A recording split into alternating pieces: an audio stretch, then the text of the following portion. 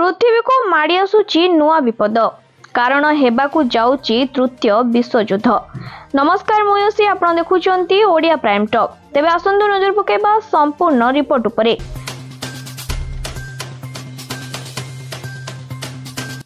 पंचम थर पाई रूस रो राष्ट्रपति बनिबा परे तृतीय विश्वयुद्ध पाई चेतावनी देइचंती व्लादिमीर पुतिन।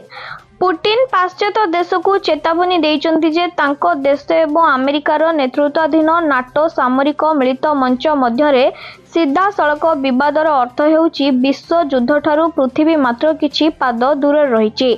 आणविक युद्ध विपद विषय रे पुतिन अनेक समय चेतावनी मध्य देइचंती, किंतु यूक्रेन रे परमाणु अस्त्र व्यवहार करिबार आवश्यकता से केबे अनुभव करिनाहांती बोली कहिचंती।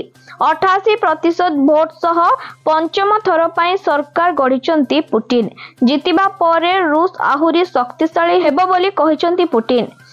केजीबी एजेंट रु 1969 देशर मंग धरिथिले से। एथर निर्वाचन रे विजयी हेबा परे पुतिन रूसियार सबुठ अधिक समय धरी शासन रे रहिथिबा जोसेफ स्टालिन को पछरे पकाई देइचंती।